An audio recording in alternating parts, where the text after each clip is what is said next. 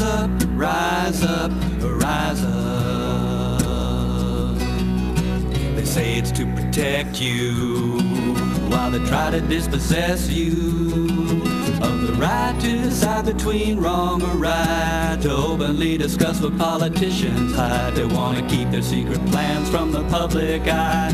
We gotta keep our fires burning, keep our spirits bright. We gotta rise up, rise up, rise up. Rise up, people, against the war. Rise up, people, against the war. Rise up, people, against the war. Rise up, people. Money got no children, and bombs ain't for building, and killing ain't no way to make a peaceful day, as all of God's children can easily explain. We gotta keep our fires burning, keep our spirits bright, stand up and speak for what we know is right. We gotta rise up, rise up, rise up.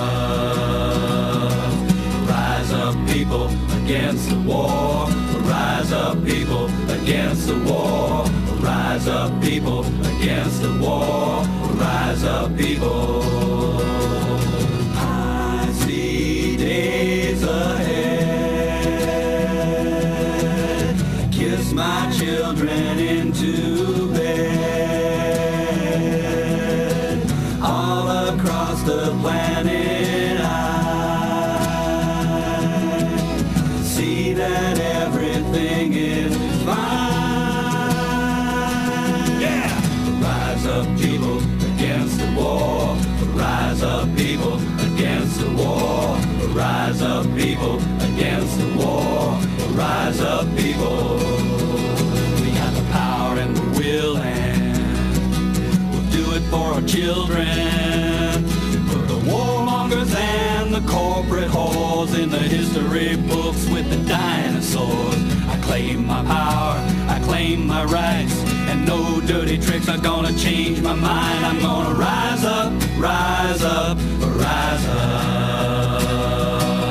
I'm gonna rise up, rise up, rise up.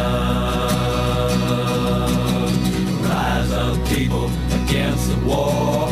Rise up, people, against the war. Rise up, people, against the war. Rise up, people, against the war. Rise up, people, against the war. Rise up, people, against the war. Rise up.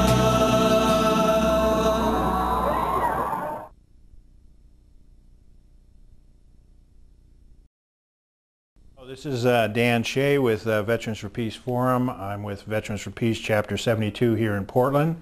And we're going to have, the program's going to run a little bit differently. We had a program guest last month who was Steve Gay, a Air Force veteran. And we had a long program, and we decided to do a two-part so that we can get all of his information out there.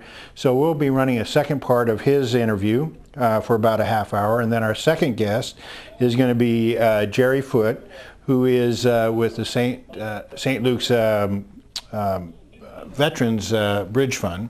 From that, we'll go on and we'll go ahead and roll into Steve's program because he's going to be talking about his difficulty of working with the VA. And then afterwards we'll come back and we'll talk about how other organizations are helping outside of the VA, helping veterans with their difficulties. So let's go ahead and move into that. There we go. Hello, this is Dan Shea with Veterans for Peace Forum, and I have Steve Gay back here talking about sort of the obstacles that he faces with the administration. The last program we were talking about a number of things that you've gone through. I think the last issue that we were dealing with is, you know, I was asking why are they doing this, and you were telling me there's no answer to that. And wish I had one, Dan. But one of the major things that I had thought is there's so much money that's being allocated to the health of veterans. And we have so many people coming back with post-traumatic stress, with arms and legs missing, all sorts of stuff. You know, horrible things that are happening to people. And that's just those people that are putting in claims. And if this sort of obstacle, this hill to climb over in this bureaucracy of paperwork discourages people, they don't have to pay.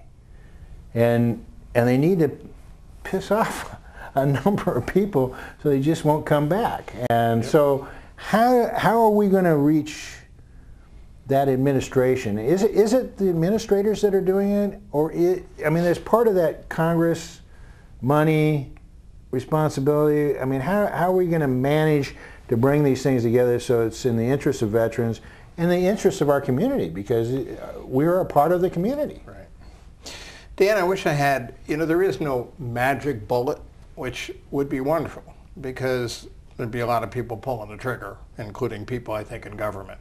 There is absolutely no doubt that there are many things that are mired in congressional stuff. Mm-hmm.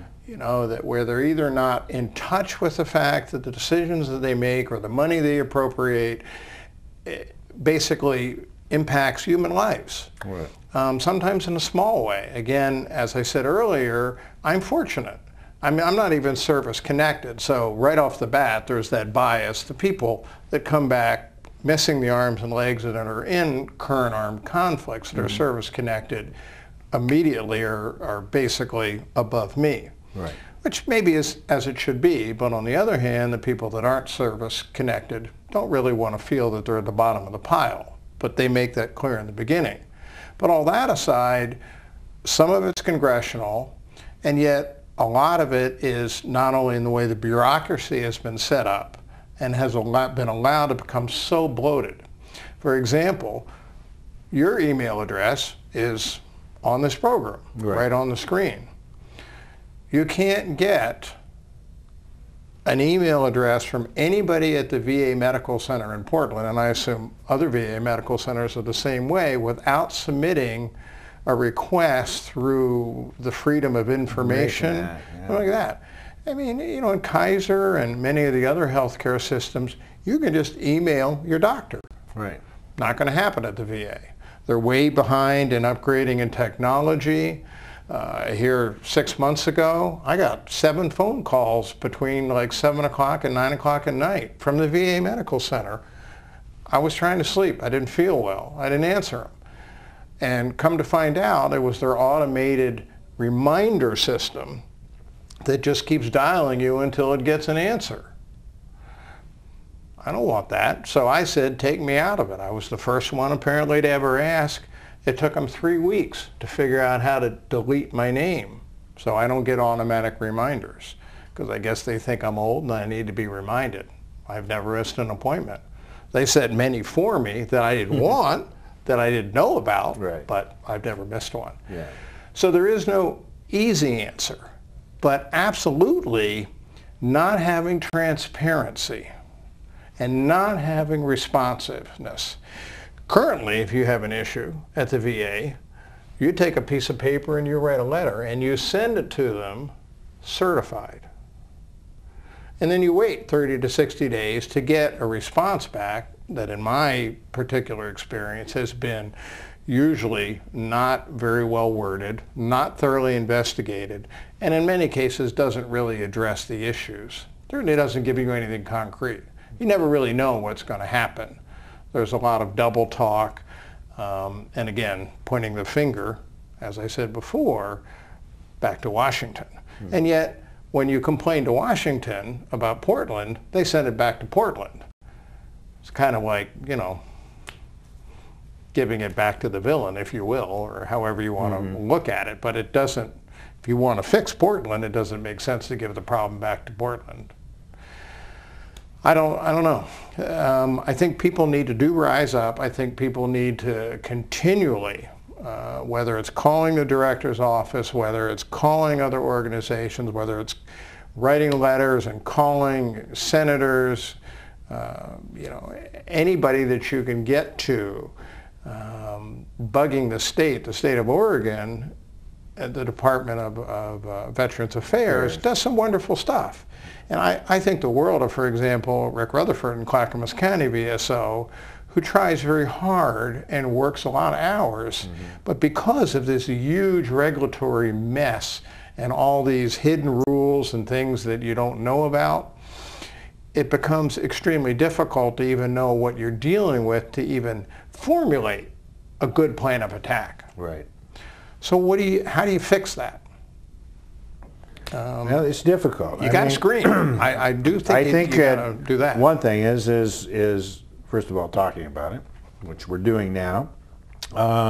It's trying to get that out to more than just us sitting across a table in some little cafe, and that's why I wanted you to be on this program, so that we can get a message out further. So that if people are going through similar experiences or have similar stories, I would like to hear about them. You can contact us here at the station, and they can relay that information. But if people really want to contact me, they can always get my email, djshea@hotmail.com, and I'd be happy to hear your story and send me some information on that. Tell me what you think about what's happening to you as a veteran, how you see the positive. If you've got answers, or you've got some ways that you think there'd be a good idea, maybe even forming a group of veterans that are dealing with this issue specifically. I deal with issues of war and peace. I go into the high school, but we need to also sit down and talk with veterans that are dealing with these kinds of issues. Now, when you talk about service and non-service connected, there's a friend of mine who was he was in the Navy and in the submarines, and he spent 2 years service, or maybe even longer. But he'd been in a good job, and he retired, and he had good pension and things like union organizer, all kinds of stuff. But now he's done it. He's got no insurance. Right. And as a veteran, I said, you need to get up. He finally went up there. He loves the idea that he's got a veteran's medical now. But if he starts running and running it, but if he starts running into problems, and sometimes these things seem so arbitrary.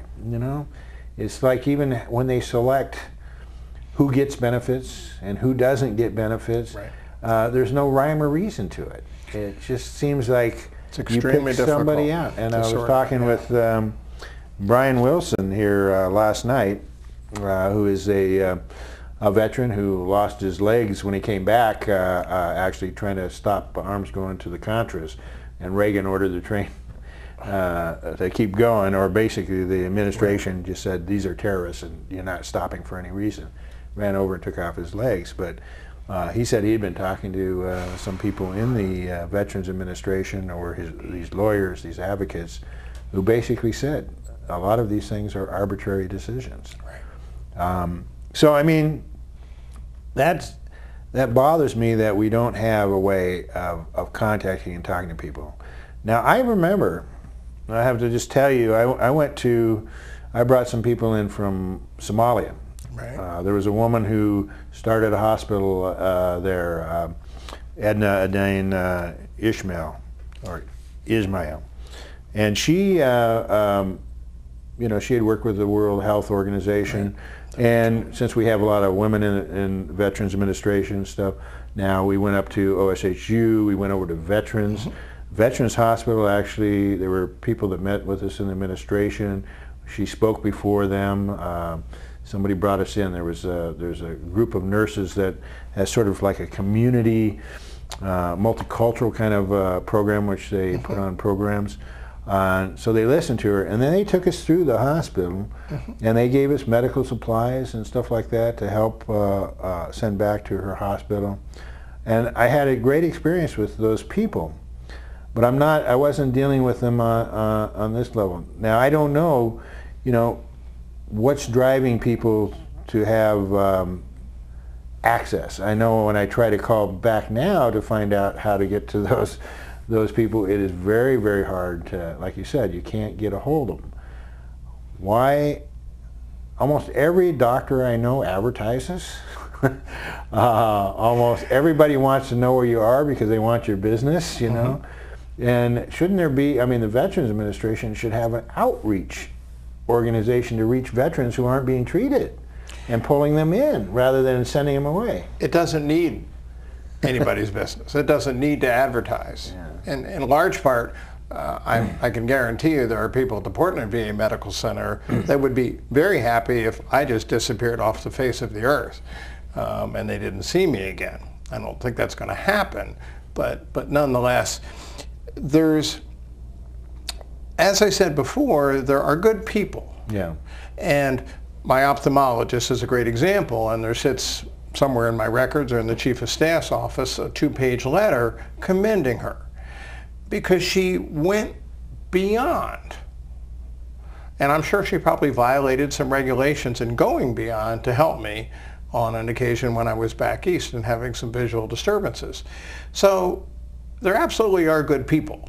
And there are some good things happening within the VA Medical Center.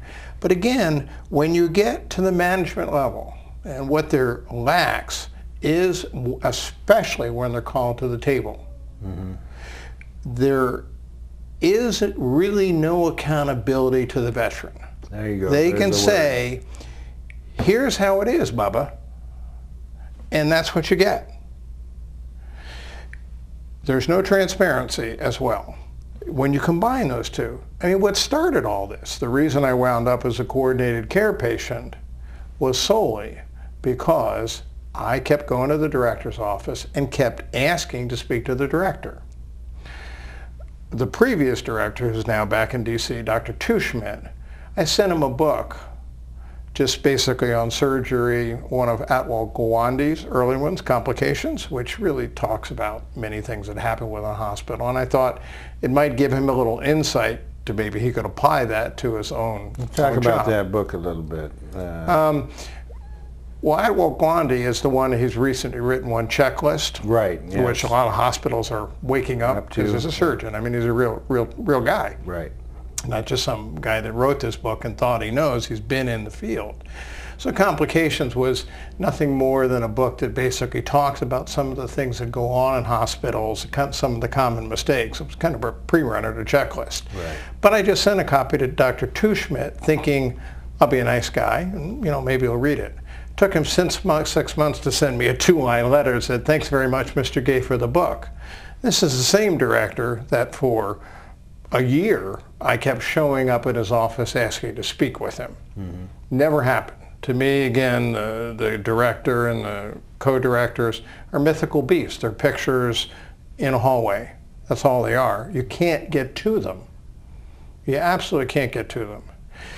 And then when they have processes in place like the coordinated care program, that from the minute that you come into that and you're being processed, you're processed by a group of clinical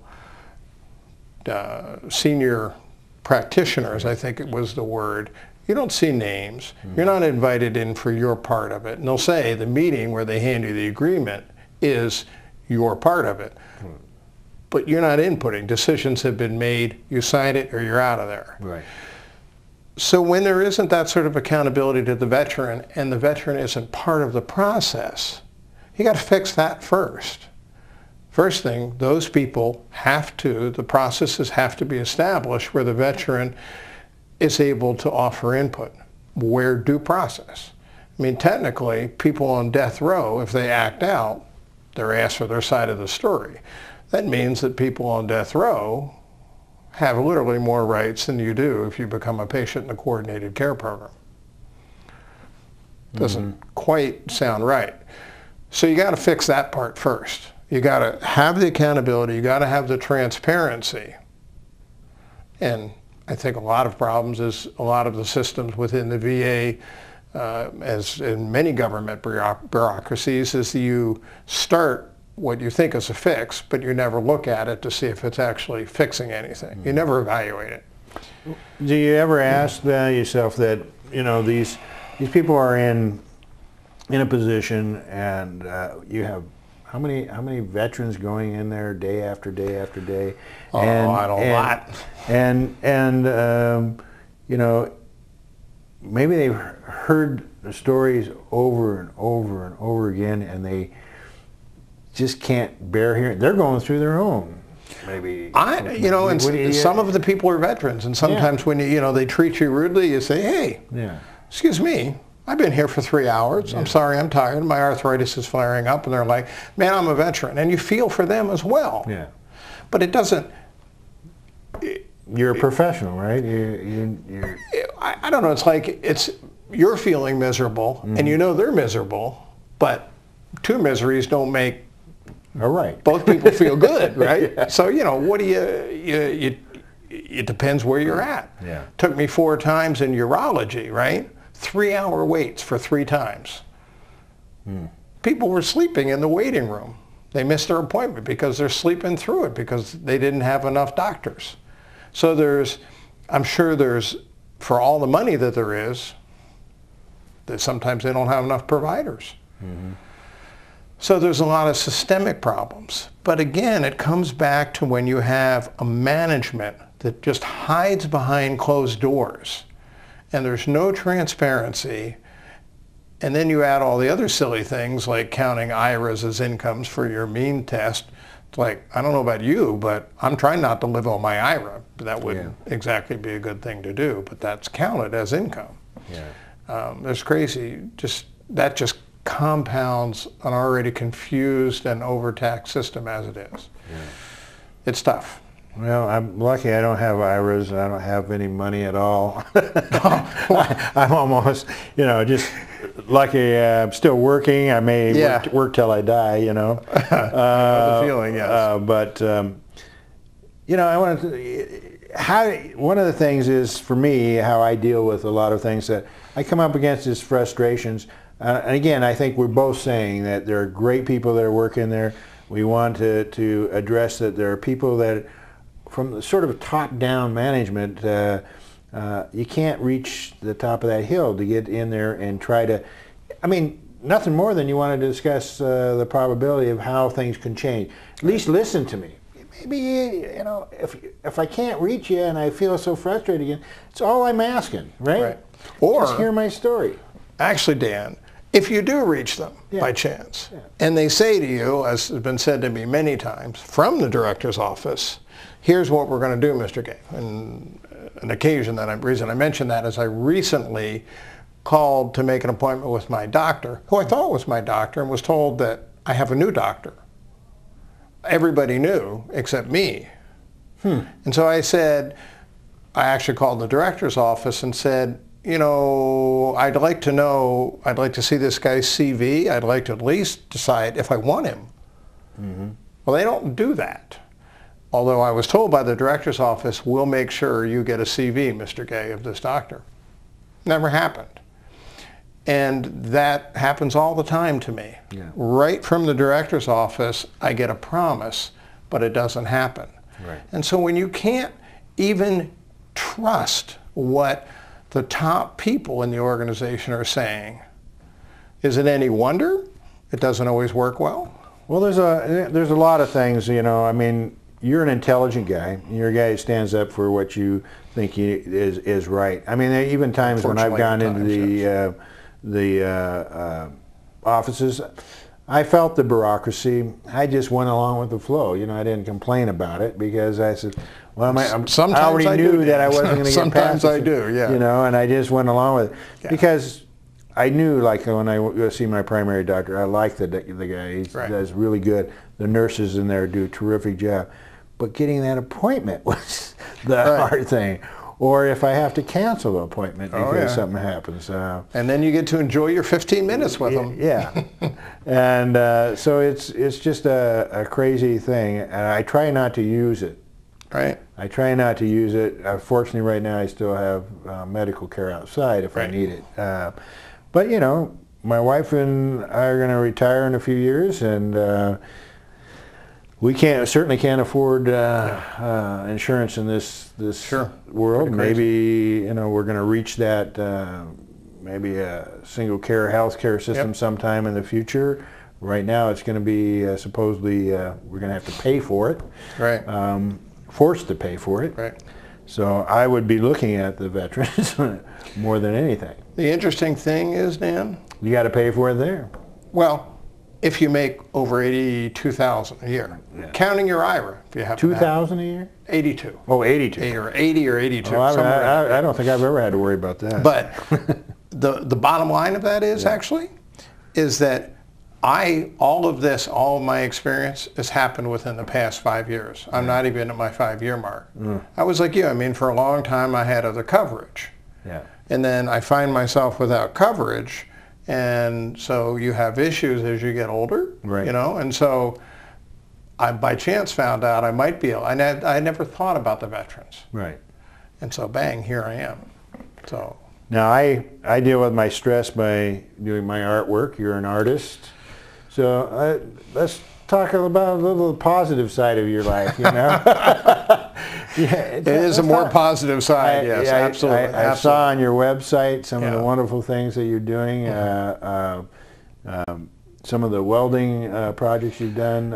Always something metalwork going on for sure. Tell me about your website and how they can get to it. Well, I've actually been, computers have been one of my interests for many, many years, and so when you build your own and you play with software and then you like graphic stuff and you take pictures and, you know, you just kind of start teaching yourself and you learn, and some of my past employment I've done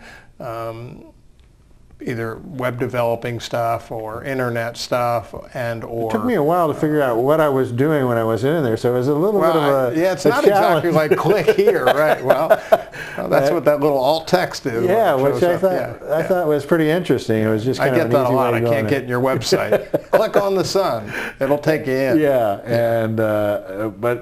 and then you start, you know, you're doing some stuff with wine bottles and... Yes, thanks to my creative partner, if you will, Cindy. She lately she likes to do wine bottles turning into incense burners herself, and so somehow she started me on another run of I think at this point about 90 bottles. So anyway, so that's just, but that's one of my... Well, it's a great recycling thing. But absolutely. It's keeping your hands busy, keeping your mind busy, and producing something that people can use. Yeah. I mean, that's a positive thing. You know? It really is fun, and the pleasure to see the look on somebody's face when they look at a piece of the artwork. In fact, I met Cindy because of a piece of my artwork in my front yard. But it really does give you pleasure to see them. The pictures of your yard there that are in there. Yeah, I mean that's a piece of art itself. I mean you really put your time in. You see my yard, it's wild and crazy. I just had to weed whack it. This time of year, you can't really stop it. So. Well, I'm not a yard person, you know. I don't. It's hard. I'm never home, but it's out of control right now. But I thought I wished I had time to do that, you know. But I see it's like a piece of art, but it's also a piece of therapy. It is. It very much is. Yeah. It helps me not think about going to the VA. So hey, there are some positives. There are some positives to it, absolutely, absolutely. But yeah. But I hope that we can finally bring these things around where at least there ought to be a method of accountability for people, and the idea that you have to sign a contract. Because they've red flagged you because you complained about something and saying you're not going to get your benefits if you continue to complain is a very, very terrible thing. And I don't even know how they can. You're right. I'm glad you put under duress because, I mean, didn't seem to make any difference. Any contract under duress is not a contract. You'd think so. Yeah, but they control the when they control the whole. Have you talked to an attorney about this stuff? No, it's like I've had a lot of people suggest things like that, but you don't find many attorneys that are willing to take things like that on. There are so many huge problems in the world, and mine doesn't. It's not that significant in that scope. Well, that's one of the things that there are. I mean, because it's not just you. I'm saying we're talking about people, and then I've heard more. I've heard horror stories about things that happen in small communities, small hospitals, Oh, yes. and veterans that have actually come to the big city who cannot stand what these services are in some of these other places. They're veterans that have taken their life, Dan, Yes. over issues Yeah. like this, Yeah. which is a shame. And so to me, it's almost sounds like something that needs an investigation. Needs either congressional investigation, needs attorneys to put a class action suit. It needs to be addressed. Yes. Because these people are continue sending our veterans over to these countries, and we're only going to have more and more people Yep. being coming back and facing similar problems, and they may not see these problems till what Much later. 20, 30 years later, right? Yep. So. Well, I think we've covered the topic We've very hit the well. high points very much. So again, I want to invite people to email me with any questions they have or their stories about sure. stories And you that can put have them in happened. touch with me as well. Yeah, There's no and doubt. I'll put you in touch with Steve, and maybe we can create some sort of organization around this Wonderful. to examine how people are doing, how they're keeping track of people. Yep. That are putting forward these, grievances. Really, it's a grievance. Again, my email is djshea@hotmail.com, and we certainly welcome you to join us in this discussion through the internet. Absolutely. Thanks again, and we will be talking to you in a few minutes because I'll be having another guest on here, and remember that we do this on the fourth Saturday of every month. This is Veterans for Peace Forum. Dan Shea with Veterans for Peace, Chapter 72. Thanks for having me, Dan. Thank you. It's a pleasure. Enjoyed your story. Well, we're back again. I want to thank Steve again for telling his story and the difficulties he's dealing with the Veterans Administration for medical care. Our next guest is Gerry Foote. Gerry, with a friend of hers, Cindy Flock, they started the St. Luke's Lutheran Peace and Justice Group in 2004 to encourage members of faith into action. And noticing that striving for peace and tolerance are among the church's mission principles, with this group, Gerry joined other faith and secular groups to organize and participate in activities concerning the Iraq War, beginning with Arlington Northwest, memorial to the 1,500 soldiers at that time, U.S. soldiers that had been killed in Iraq. And Gerry has participated in PDX Peace and the People of Faith for Peace as well. But you are also a person who, back in the, in the 1970s, 60s? Yeah, late 60s, early 70s. During the Vietnam War, got involved in the anti-war movement and was doing research. Can you tell us a little bit about that history? Oh, back then? Yeah, just Well, I was at Stanford University at the time, and Stanford had a lot of defense contracts on campus, so there was a really strong anti-war movement, and people were sitting in front of the labs and things like that. I mean, they were doing research on how to make helicopters fly as more stable gun platforms in Vietnam at the Aeronautics and Astronautics building, and the computer labs were researching how they were running programs on how to run an amphibious invasion of North Vietnam, and so I was involved in the protests and the education around that, and Henry Cabot Lodge came and visited the campus and spoke, and there was quite a movement then, and many of us were... Can you tell us who Henry Cabot Lodge? Well, he was the ambassador to Vietnam during the time when the free fire zones and the strategic hamlet program were brought in, the demilitarized zone, all those things. And then later he went on to become the ambassador to the UN. And so when he came to Stanford, he came as the ambassador to the UN. And people on campus tried to get him to talk about Vietnam, and he refused, and that led to protests, and many of us were brought up on charges at on the campus for that, and it was, you know, a real interesting time. Were you kicked out, or? I was suspended. Suspended?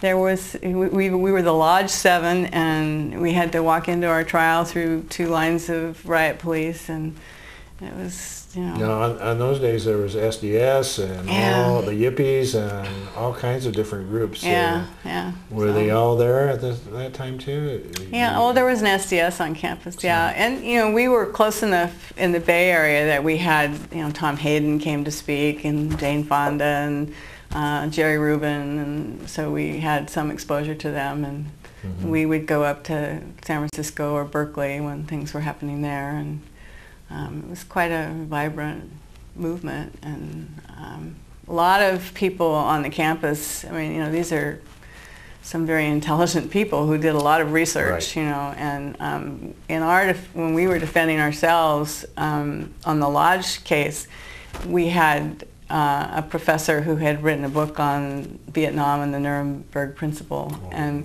he was to testify for us on that Lodge was a war criminal, and that our evidence was ruled inadmissible. I wonder why. So, yeah. So, well, interesting times. Now, you know, I mean, I got involved in, when I came back from Vietnam, you know, I didn't want to be involved in the war movement. I remember being at PSU when we were just talking about Walt Curtis being there. I remember I was actually at Portland Community College. Shattuck Hall was in Portland Community College. I think it was 1971 when the mayor called in the SWAT teams to go into the peace camps basically out there.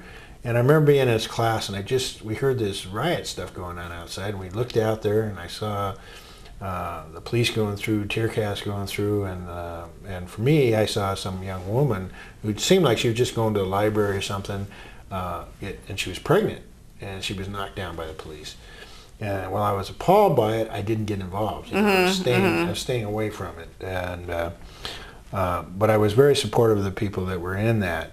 It took years later when I started hearing about the Central American conflicts, and there were sort of faith movements around that group, which was the sanctuary movement. So I got involved. I sort of converted to Judaism, and I was part of a synagogue, and was working with some progressive Jewish organizations, and we started pressuring for the synagogue to become a part of the Portland Sanctuary Coalition. And that was a big change in my life. You know, it was a part of a big change, besides some other things that happened. I had a child born with congenital heart disease and other problems. And of course, I lost that child at the age of 3.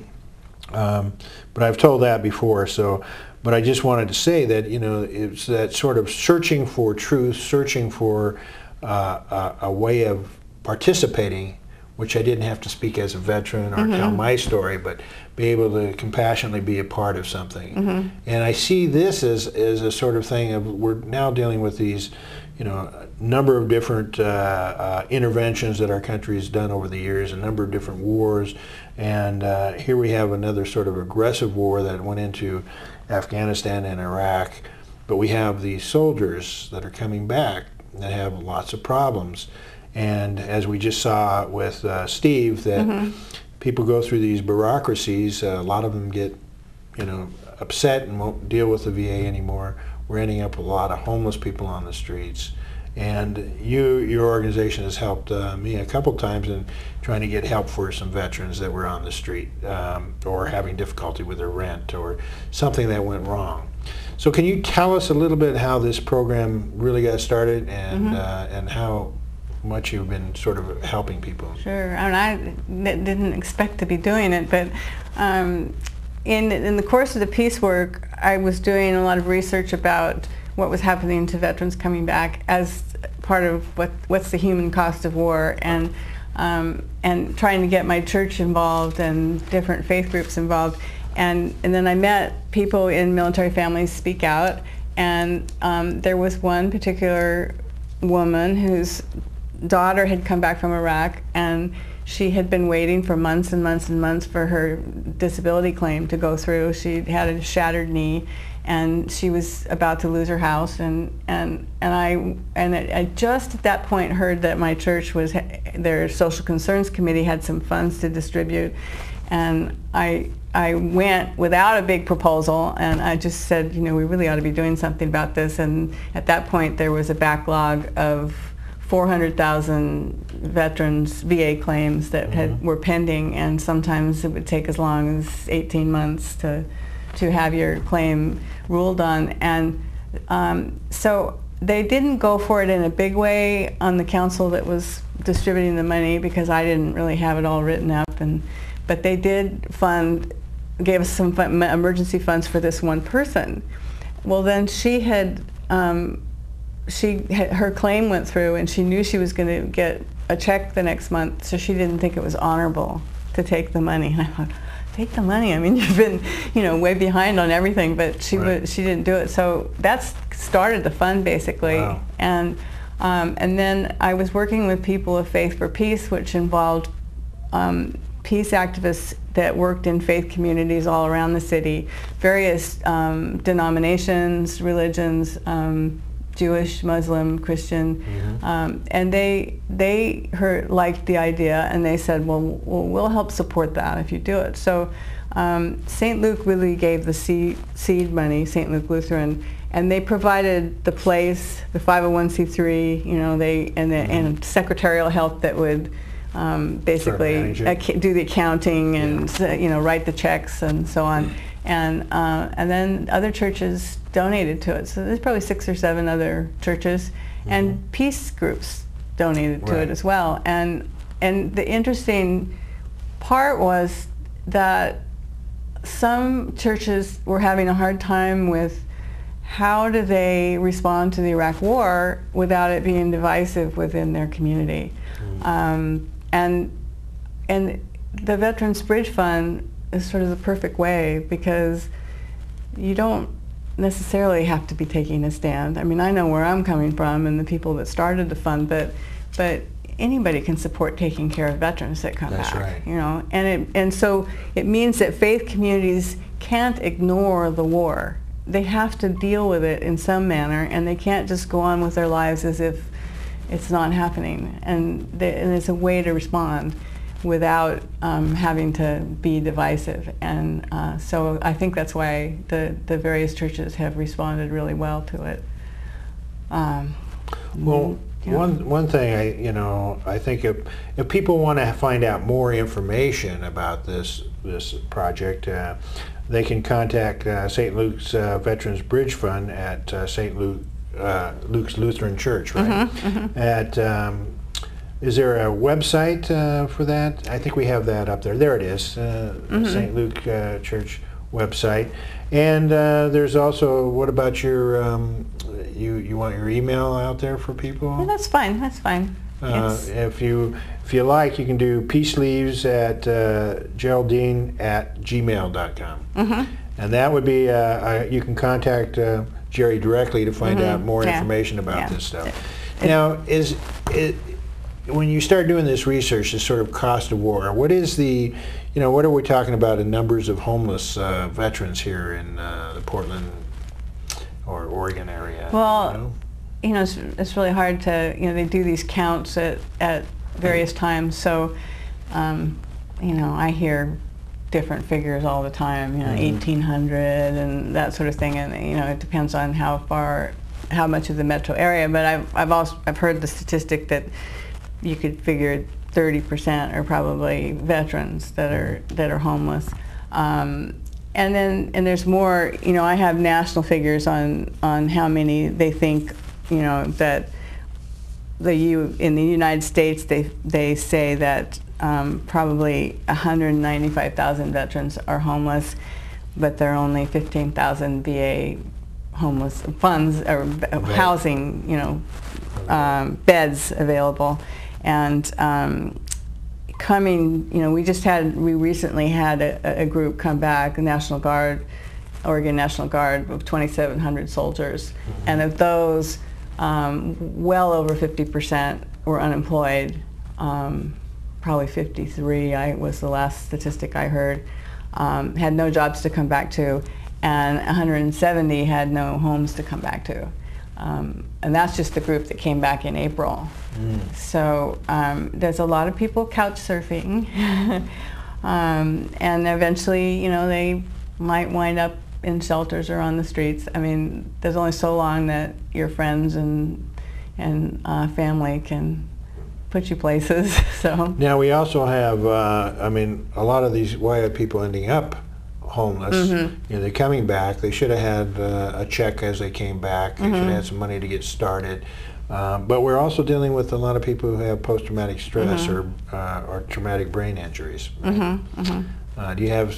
Well, there's probably something like 20 to 30% that have PTSD, and at least 10% have traumatic brain injury, maybe more. Dr. Sardo at the VA has said that he would put the figure at 50% who have some sort of mental health issue.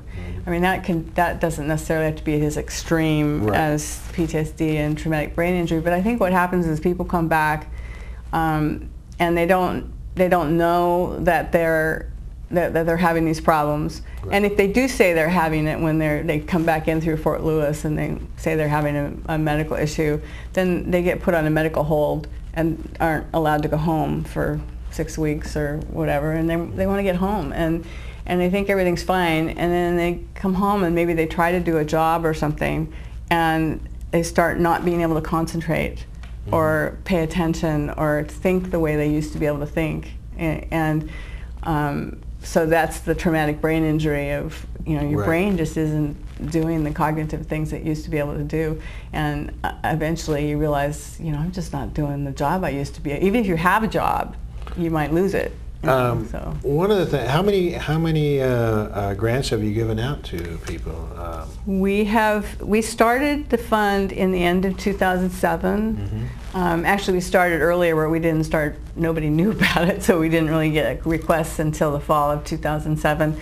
And we've helped 215 veterans since then, almost $40,000 total. And this, in 2009, we gave out about $17,000, and just since January, we've given out $13,000 to about 70 different veterans. So it's growing need. Way. And when you say give out, this is oftentimes to help people just get started with the rent or get into a program. A lot of people don't realize that some of these programs that are provided, that they need some upfront money to get in, but the VA doesn't support. Right. Is that correct? Right. We worked with Central City Concern quite a bit, where the veteran might have a grant per diem coming from the VA to pay for their rent, but they have to pay a housing deposit to get in, and they'll lose their place. They maybe wait a year living in shelters and on the streets to get into public housing, and then they lose their spot if they don't have the deposit. And so we've jumped in and paid the deposits on several occasions. And you know, we have other things. We'll have as word spread, you know, we probably have 20 different caseworkers that call us, maybe more. WorkSource Oregon people call us who are working with veterans. We had a former medic who had served in Iraq who was homeless and, you know, sleeping on friends' couches, got a job as a CNA, nurse's assistant, but couldn't start work without a uniform and a stethoscope. So something simple like that. So we bought that, and that's a very simple thing to get somebody, you know, but it's huge. It is huge. You know, there's been some more major ones. There was a young man who had burns on a large part of his body and had been in an IED explosion, and he needed to have surgery to fix the webbing on between his fingers from the burns, and he already was missing one arm, so that would be his other arm, and he needed someone to take care of him, and he wanted his grandmother with him, and she lived in another state, and so we flew her to Portland to take care of him. I mean, the VA they didn't fall into any category for them to be able to help that situation. Well, Gerry, we're just getting down to the wire here, so what I want to do is I want to really thank you for coming out here, but I'd like you to come back out again sometime, and we can review some of the things that you've done in the past, where we've gone from right now, something in the future. But again, people can always contact us directly, Veterans for Peace, and we can let people know more about this. Again, thank you very much for coming to the program. Okay, well, thanks for having me. I wish we had more time. Yes.